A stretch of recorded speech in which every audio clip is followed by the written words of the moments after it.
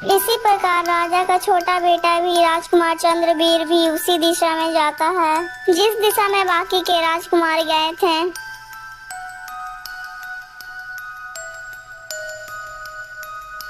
अरे वाह, ये घोड़े तो कितने सुंदर हैं। ऐसे घोड़े तो हमारे पूरे राज्य में कहीं भी नहीं है। तभी राजकुमार की नजर मूर्ति बने अपने भाइयों पे पड़ती है।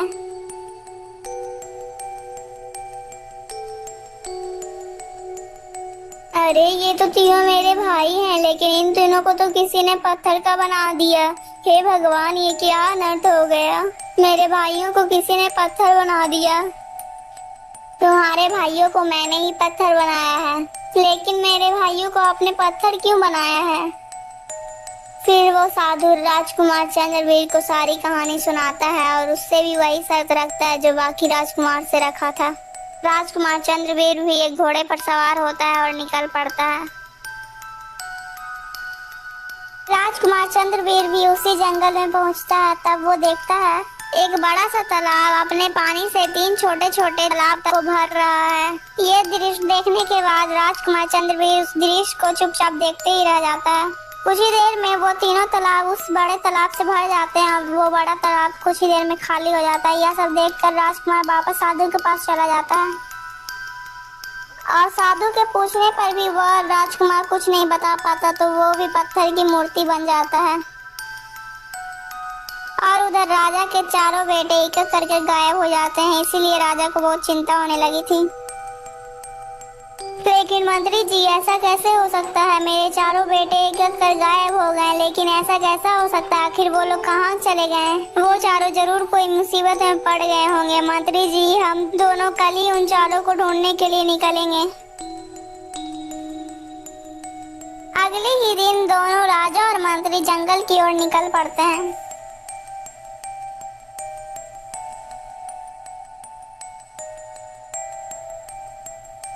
महाराज, हम अपने चारों राजकुमार को ढूंढने के लिए तो निकल पड़े हैं, लेकिन हम ढूंढेंगे कहाँ उन लोगों को। मंत्री जी, मेरा बड़ा पुत्र दक्षिण दिशा में गया था और फिर वहाँ से वापस नहीं आया। यह बात मुझे तीनों अपने पुत्रों ने बताया था। इसका मतलब यही है कि मेरे चारों पुत्र दक्षिण दिशा की ओर से ही गायब हुए हैं, इसलिए हम लोग दक्षिण दिशा की ओर ही जाएंगे। इतना कहकर वो दोनों भी दक्षिण दिशा की ओर निकल जाते हैं और वो दोनों भी वहीं पर पहुंच जाते हैं जहाँ पर उनके चारों बेटे पत्थर बन चुके थे। महाराज, उधर देखिए कितने अद्भुत घोड़े हैं। महाराज, वो दिखने में कितने सुंदर हैं। राजा मंत्री की बातों पर कोई ध्यान नहीं देता है। वह तो सिर्फ अपने पुत्रों को ढूंढने के लिए निकला था। तभी वो देखता है कि उनके पुत्र की चारों मूर्तियां वहीं पर रखी हुई है जो उनके पुत्रों जैसी ही लग रही है। तभी वो तुरंत रथ से उतर जाता है और वो नीचे उतरकर अपने पुत्रों के पास जाता है। आइए महाराज, आपका स्वागत है। तो ये चारों आपके ही पुत्र हैं। हाँ साधु बाबा, ये मेरे ही पुत्र हैं, लेकिन इनका ये हाल कैसे हुआ है। महाराज, मैंने ही इन चारों को पत्थर बनाया है। लेकिन आपने इन चारों को पत्थर क्यों बनाया है। क्योंकि महाराज, आपके ये चारों पुत्र मेरे किसी भी सवाल का जवाब नहीं दे पाए। लेकिन आपने इनसे ऐसा क्या सवाल पूछा जो इन्होंने नहीं बता पाया। महाराज, यदि आप मेरे सवालों के सही उत्तर दे दें तो मैं आपके पुत्रों को फिर से ठीक कर सकता हूँ। हाँ हाँ, पूछो साधु, तुम मुझसे क्या सवाल पूछना चाहते हो। महाराज, मैं आपके बड़े पुत्र का सवाल बताता हूँ। आपके बड़े पुत्र ने जंगल में देखा कि जंगल में ढेर सारी सब्जियां लटक रहे हैं और उनकी रखवाली कुछ जादुई डंडे कर रहे हैं। लेकिन फिर जब वो वापस लौट रहे थे तब उसने देखा कि वही जादुई डंडे हंसुआ बनकर वही सब सब्जियों को काट रहे थे। महाराज, यदि आप भी देखना चाहते हैं जंगल में तो आप मेरे शाही घोड़े को लेकर जाकर देख सकते हैं। नहीं नहीं साधु, मुझे इसकी कोई जरूरत नहीं है। मैं आपका जवाब यहीं पर से दूंगा। साधु, इसका अर्थ यह है कि एक आदमी है जो उसके पास ढेर सारा पैसा रखा हुआ है और कोई आदमी उससे अपना पैसा मांगने आया हो तो वह अपना पैसा कहीं ना कहीं खर्च कर दिया हो या तो उसे कहीं छिपा दिया हो जिससे उसका पैसा उसके मालिक को ना मिल सके। राजा ने जैसे ही अपना उत्तर सही दिया तब उसका बड़ा पुत्र तुरंत ही पत्थर से बदलकर आदमी बन जाता है। महाराज, महाराज अब आप मेरा दूसरा सवाल सुनिए। आपके मंझले पुत्र ने देखा कि एक नवजात बच्ची है जिसने अभी अभी जन्म लिया है, वही अपनी माँ को दूध पिला रही है। इस दृश्य का मतलब क्या है महाराज? अरे साधु, मेरे बेटे को यह देखकर क्यों नहीं याद आया कि एक स्त्री जो अपनी बेटी की कमाई पे जिंदा हो। राजा का सही उत्तर मिलते ही वह उसका दूसरा पुत्र भी जिंदा हो जाता है। वाह राजा वाह, बाकी आप कितने बुद्धिमान हो। चलिए अब आप मेरा तीसरा सवाल सुनिए। आपके तीसरे पुत्र ने देखा कि एक बूढ़ा आदमी अपने सर पे लकड़ियों का गट्ठा रखा हुआ है, फिर भी रास्ते में उसे जितनी लकड़ियां मिल रही है वो उसे उठा रहा है। इसका क्या अर्थ हो सकता है?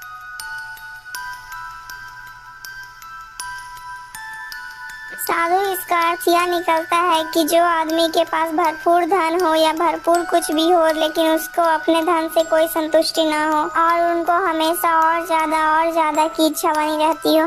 राजा के इतना बोलते ही उनका तीसरा बेटा भी जीवित हो जाता है। महाराज अब आप मेरा चौथा सवाल सुनिए। आपके चौथे बेटे ने देखा कि एक बड़ा सा तालाब है जो अपने पानी से 3 छोटे छोटे तालाब को भर रहा है और अंत में वो बड़ा तालाब तीनों तालाब को भर देता है और वो बड़ा तालाब खाली हो जाता है। इसका क्या अर्थ हो सकता है महाराज? अरे साधु, उस बड़े तालाब का यह अर्थ है कि एक ऐसा आदमी जो अपने हिस्से का अपने दूसरे को बांट सकता हो, लेकिन बदले में उसे क्या मिलता है? कुछ भी नहीं। राजा का यह जवाब सुनते ही उसका चौथा पुत्र भी जीवित हो जाता है। वाह महाराज वाह, आप तो सचमुच एक ज्ञान का प्रतीक है महाराज। मैं आपसे बहुत ही ज्यादा प्रसन्न हुआ महाराज। अब आप मुझसे कुछ भी वरदान मांग सकते हैं महाराज। नहीं साधु, मुझे आपसे कुछ भी नहीं चाहिए, बस आपने मुझे सही सलामत मेरे पुत्रों को लौटा दिया, बस यही मेरे लिए बहुत काफी है। बस साधु बाबा, आप मुझे ऐसा आशीर्वाद दीजिए कि हमारा राज ऐसे ही खुशियों से जगमगाते रहे और हमारे राज में कभी भी किसी चीज की कमी नहीं हो। हाँ महाराज, ऐसा ही होगा, आपकी सारी इच्छाएं पूर्ण होंगी महाराज।